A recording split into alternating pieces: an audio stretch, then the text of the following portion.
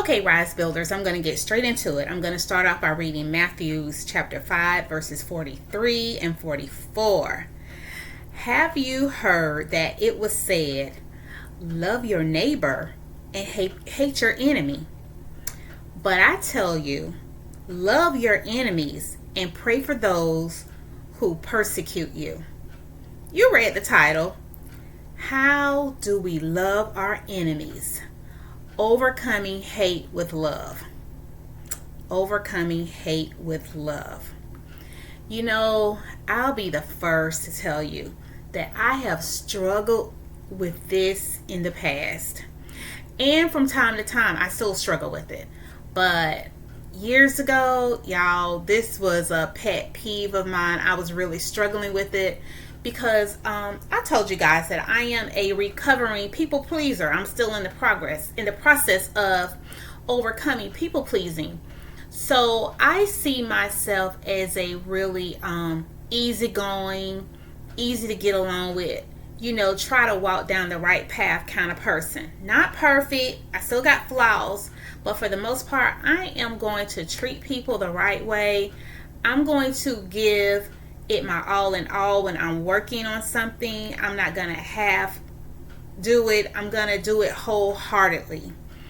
So I don't know if I shared this with you guys before, but I like to tell this story about several years ago at work. Our job went through a process where they were going through and they were upgrading certain individuals. And in some cases, the entire team was upgraded. So I was like, okay, yeah. I just knew that our team would be part of that upgrade because we do a lot to support the company. So I was just, anticipating getting the news that, our team was going to be upgraded. And as you can hear me say, I was concerned about the team, not just me, the team. Because we are, that's like a family, you're with these people all the time. So, you want what's best for everyone. Although there may be a few who don't do what they need to do, but for the most part, you're like, okay, my team is, hey, my team is dynamic. So I know we're going to be counted in. So I waited and nothing. It was like crickets. So I got up enough courage, and I set up and I scheduled a meeting with my boss.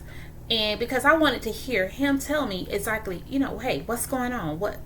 Are we next? Or is something going to be happening for us? And had that conversation, and immediately, his response was, hey, they're already done with the upgrades. They're done. There will be no more. So I'm just sitting there like, I didn't just hear that. He was like, yeah, they're done. It's no more upgrades. I was floored because I'm like, there is no way we were not counted in, because they're always talking about, how great our area is, how we support the organization, this and that and all that good stuff. And so the answer was like, we're done. They're done. Y'all, immediately something came over me. Something just got on the inside of me, and I immediately turned my leadership into an enemy in my head. I'm serious. Because I was like, I dare you to overlook all the hard work and dedication we do, and you just don't tap in and count us in too. I immediately was like, oh no. Y'all, I stopped putting in anything over 8 hours. I was done. I would come in, I would still do my job, but I wasn't volunteering for any projects. I wasn't going to work not 1 minute over. I wasn't going to do anything, to exceed. I was just like the bare minimum. I'm doing enough to cover myself, because I'm thinking to myself, this is what you think of us. This is how you treat us. You do us dirty like this. Y'all, I was so mad. I was just mad. I was so mad with them. And I was like, y'all think y'all better than us. Y'all just, picking and choosing who you want to, upgrade and promote. I was hurt. I was hurt. I was hurt.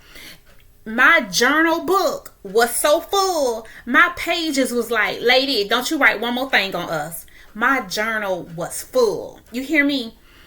I had went to the point that at my church, at the time where I was attending church, it was someone who worked at HR.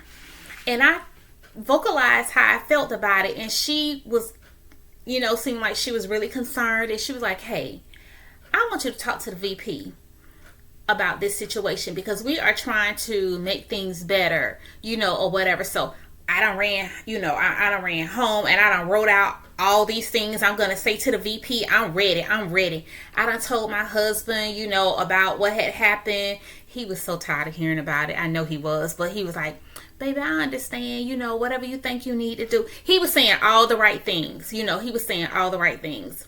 And he was like, if you feel like you want to talk to them, you talk to them, da da da da da da da da. I was like, okay, I got all guns out. I'm ready. I am prepared. I am ready. So I want to say I had like 48 hours before I was supposed to meet with the VP. And all of a sudden I heard God say, no, you're done with that. Leave that alone. What? Who? What? Why? No, leave that alone. Leave it alone. I was like, I was not going to leave that alone. I was like, I don't want to leave that alone. I want to take this to the next level. And I just kept hearing this voice, leave it alone, leave it alone, leave it alone. I contacted the young lady over in HR and told her, cancel the appointment. She was upset with me too. She was upset because, she done went to the VP and, and it was to the point she was like, hey, just to make you feel comfortable, you can meet with her off site, that you don't want, if you didn't want anyone to see you talking to her, speaking with her or whatever, so they wouldn't assume anything. She had done taken all these, different measures or whatever. And I was like, I changed my mind. I'm not going to, take this any further. And she was like, why not?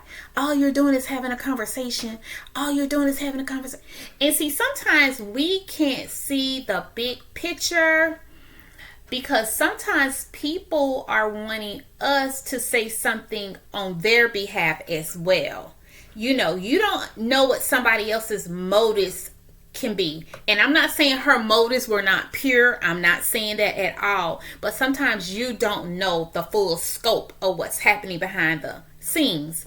So I did. I reluctantly let that go. And I had to do a lot of praying, a lot of, asking God to get my attitude together. Because my attitude was stank. It was stank, y'all. And I was like, I can't.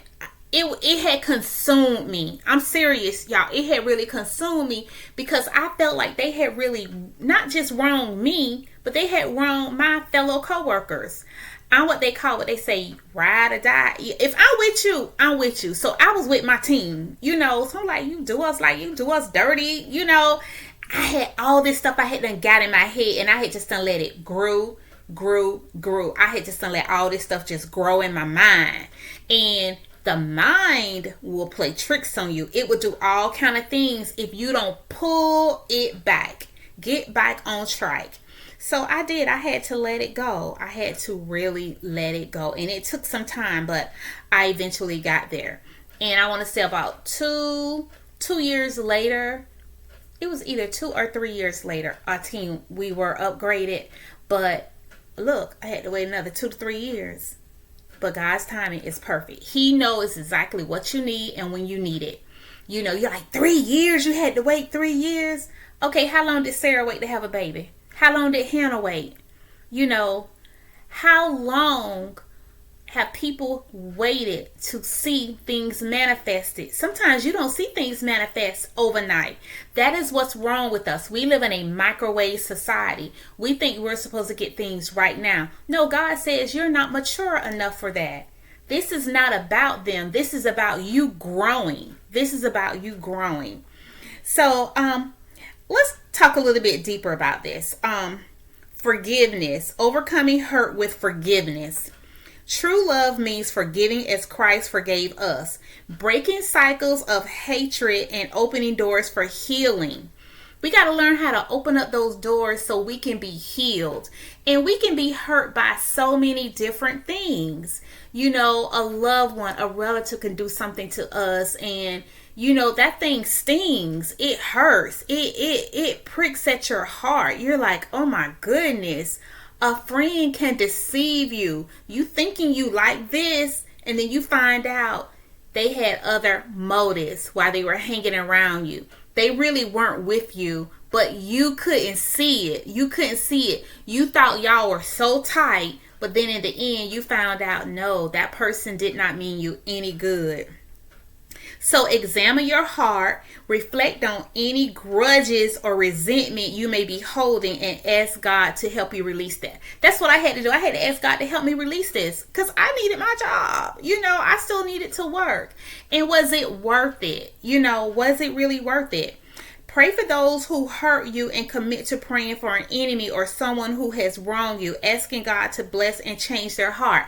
And another thing I needed to realize was that this is business. This isn't personal. A business is going to make business decisions based off of their strategic plans. And sometimes you're not part of that strategic plan. It is what it is. You're in corporate, you know. You're in corporate and you have to recognize that as such, you know. And but from a personal perspective, you got to ask God, how can I get over this discretion? How can I get over this hurt this person has caused me? How can I get over how this person has lied on me? They have been lying on me, God. They know the truth, but they've been taking lies everywhere, causing all type of confusion. All types of confusion within, you know, the family. Show kindness in action. Find a practical way to extend love, whether through a kind word, a peaceful gesture, or offering help to someone difficult in your life. And I know that's asking a lot, but with time and prayer and fasting, you can do it. You can overcome this. And I always have to remember, the forgiveness is not for the other party. The forgiveness is for you. These people at the job didn't know how I felt. So they were going on about their day, having a great time, a great old time. I was the one who was consumed with this. I was the one who was consumed with the pain and the hurt and feeling some type of way. I had to let go of that because if not, I was going to be so miserable. And I was miserable, y'all, for months. I'm going to say at least a good 3 months. I carried that thing. I was hot. You could have fried fish and shrimps on top of my head. I was burning. I'm serious. I was just so yeah. And I had to release that thing. I had to release it because that thing was holding me hostage. It was holding me hostage. So I'm asking you today, what is holding you hostage that you can't move forward? What is holding you hostage? What is keeping you from progressing to the next stage? You know, who are you holding something against? Let the enemy off the hook. I'm not saying you need to go sit at the table with the enemy. No, you don't sit at the table with them. You don't eat with them. You don't sup with them. But you don't let them consume your thoughts, your mind, you being able to move on to the next level. You don't do that. You don't do that. You have to learn how to overcome hate with love. I didn't say you need to be in love with them, but you got to ask God, God, show me how I can overcome in this situation. How can I show myself to have a character of Christ, just like you? You have forgiven me for so many things. Show me how to release this so I can forgive others, so I can move on and zone in to the next level. Okay, guys, I've held you long enough. So until next time, continue to grow and glow in the Lord. Take care.